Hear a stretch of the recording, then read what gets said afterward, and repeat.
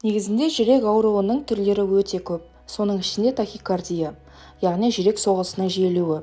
Кейде жүрегіміз қатты соғып мазамызды алады. Бұл қорыққанда, қуанғанда, немесе жүгіргенде байқалатын болса, бұл қауіпті емес. Ал кенеттен жүрек соғысы жиілейтін болса, онда қандай да бір аурудың белгісі бар екенін білуге болады. Тахикардияның пайда болуына негізінде жүрек минутына 90 соққы жасайды. Ал егер бұдан көбейетін болса, онда жүйке, эндокриндік, жүрек, қан тамыр жүйесін тексерту қажет. Одан бөлек негізінде гипертония болған жағдайда, қан қысымының артуы болған жағдайда, семіздік, физикалық салмақ түсу, зиянды тағам, яғни кофеин, алкоголь деген сияқты тұтынғанда себеп болады. Тахикардияның белгілері бұл жүрек дүрсілінің өзгеруі, әлсіздік, тершеңдік, құсу және де бас айналу, есінен тану деген сияқты симптомдармен көрінуі мүмкін. Жүрек саулығын сақтау үшін тамақтану мәзіріне көңіл бөлу керек. Әсіресе жүректің жұмысын жақсартатын балды көбірек жеңіз. Себебі бал жүрек бұлшықетін қатайтады, қан тамырларды кеңейтеді, қан айналымды жақсартады. Сондықтан бір стакан суға бір ас қасық балды араластырып ішуге әдеттеніңіз. Егер күніне үзбей 2-3 рет ішетін болсаңыз, жүрек мәселесі сізді мазаламайтын болады. С дәруменіне бай бал жүрек соғысын реттеп, жалпы жағдайыңызды жақсартатын болады. Тахикардияны негізінде халық әдісімен де емдеуге болады. Бір ас қасық кептірілген шиповникті 2 стакан қайнаған суға салып отқа қоясыз. Баяу отта 10 минут қайнатасыз. Сосын оттан аласыз да салқындаған кезде шыны ыдысқа сүзіп аласыз.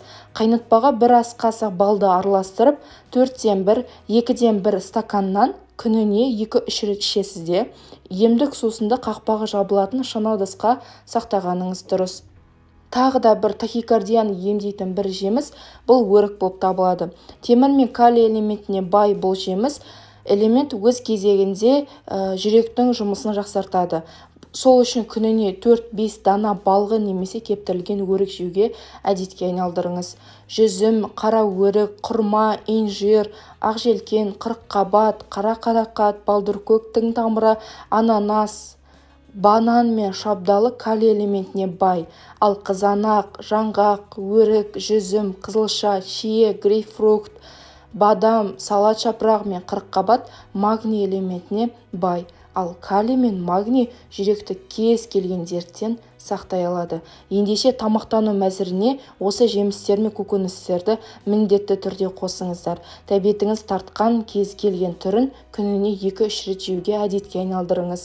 Және де жаңғақ, мейіз және де ірімшікті де күнде жеуге әдетке айналдырыңыз. Халық емшілері бидайдан жасалынған ботқа жеуге кеңес береді. Бидайдың құрамы жүректің жұмысын жақсартатын калийге бай. Бағалы затты жоғалтып алмау үшін ботқаны дұрыс әзірлеу керек. 3-тен 1 стакан бидайды жақсылап жуып ыдысқа саласыз. Үстіне 2-ден 3 стакан су құйып отқа қоясыз. Бір қайнап шыққан соң отын бәсеңдеп аласыз да баяу отта піскенше қайнау керек. Дайын болған ботқаға май, тұз, шекер қосып, өзіңіздің қалауыңыз бойынша жейсіз. Бидайды қатты отта қайнатқанда түсі мен құнарын жоғалтпайды. Жүрек ауруларынан сақтану үшін күніне 1 стакан балғын көкөністің шырынын ішуге әдетке айналдырыңыз. Әсіресе қияр шырынын ішуге әдеттеніңіз. Жүрек соғысын реттеу үшін кофені, шайды және де алкогольді сусынды, темекіні, коланы, шоколадты шектеу қажет. Бұл жүрек ауруынан да, суықтап қалудан да, инфекция жұқтырудан да қорғайды. Бүгінгі айтарым осы, сіздермен бірге болған Гаухар. Соңына дейін қарағандарыңызға көп-көп рахмет. Деніміз сау болсын.